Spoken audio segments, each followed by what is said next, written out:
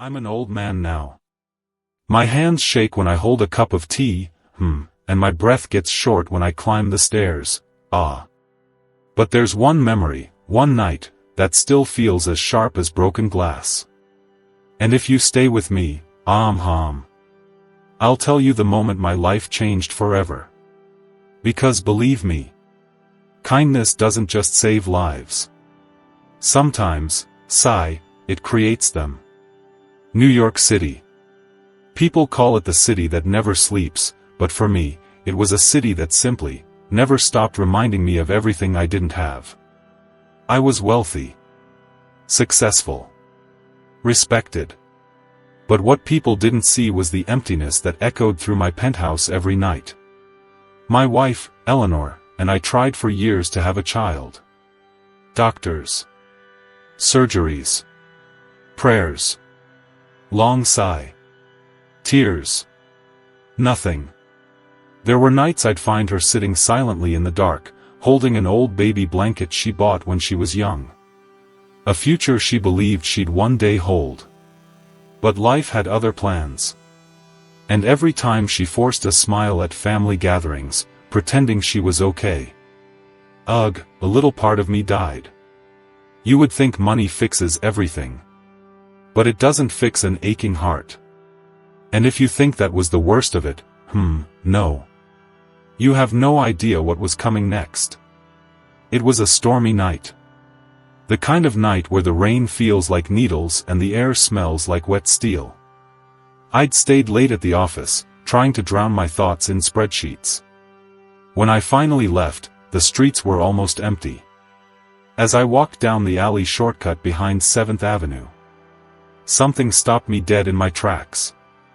A sound. Soft. Weak. Like a kitten. Or maybe, a baby. I turned. Next to a garbage dumpster. A small cardboard box twitched. My heart, thump, thump, slammed against my ribs. No, it can't be, I whispered. But it was. Inside that box, wrapped in a thin blanket, was a newborn baby. His cheeks red from the cold. His tiny fingers trembling. And beside him, a folded letter. My hands were shaking so badly I almost tore it open. But the words inside? They froze me to the bone. The handwriting was weak. Faded. Rushed. If you find him, he's yours now. Maybe I won't live to see tomorrow.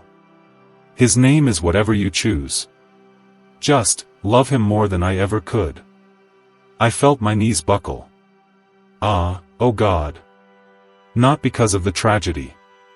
Not because of the injustice. But because, for the first time in years, I felt something inside me awaken. Hope.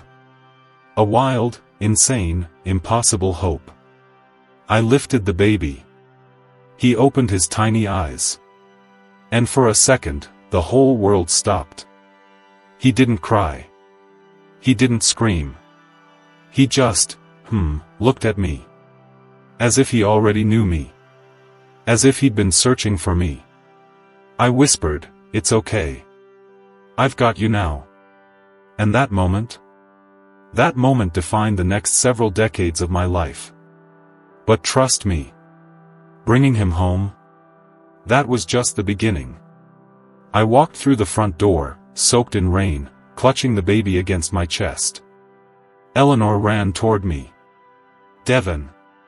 What happened? Are you hurt?" But before she finished, she saw him. The color drained from her face. Her lips trembled. Oh my. Is that? "Yes," I whispered. "We're taking him in."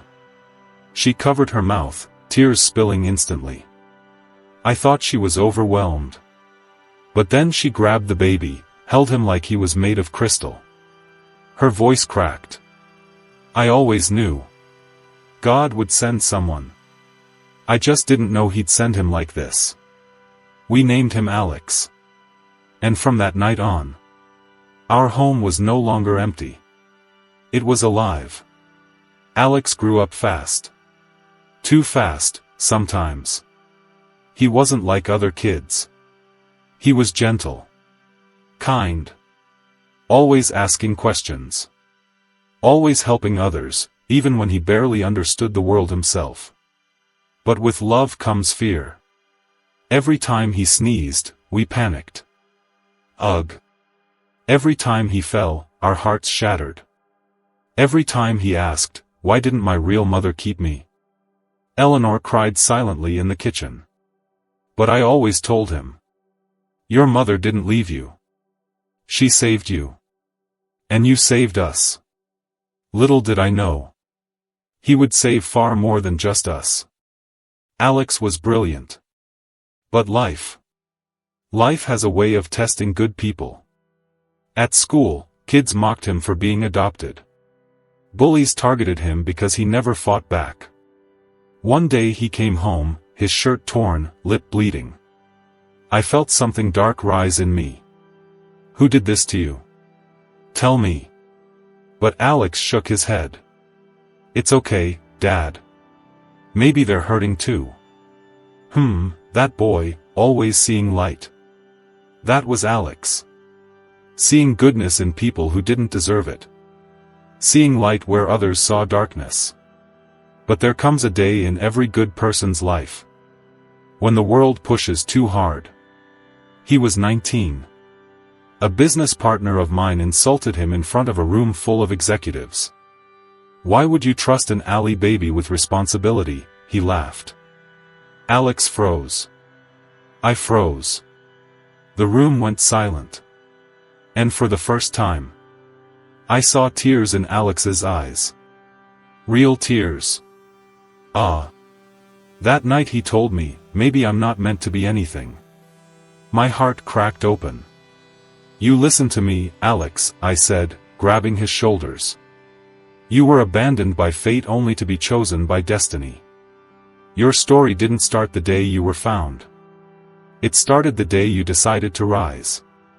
And rise." He did. Alex became a man of discipline. Strength. Leadership. He studied. Worked. Failed. Got up again. Failed harder. Rose higher. People who laughed at him before began admiring him. He launched a charity for abandoned children. He became a voice for the unheard. He became the kind of man society desperately needs. A man who knew pain and turned it into purpose. I remember it vividly. I was in a hospital bed. Old age catching up. Heart failing. Doctors whispered outside. Eleanor held my hand, silently praying. Then Alex walked in. Stronger. Taller. More confident than ever. He sat beside me and said, "Dad, do you know why I help abandoned children?" I shook my head. Because once, someone found me in the dark. Someone chose me when the world threw me away. Someone taught me what love is. He took my trembling hand. That someone is you. My heart. My old, tired heart. Broke and healed in the same moment. Looking back, I realized something. I thought I saved Alex that night. But the truth is, Alex saved me. He filled my home. He filled my purpose. He filled my soul. Life isn't measured in wealth, power, or success. It's measured in the moments you choose kindness when the world expects indifference. A single act of compassion can ripple across generations. If this story gave you chills, smash that like button and tell us in the comments, what act of kindness changed your life? And of course, subscribe for more stories like this.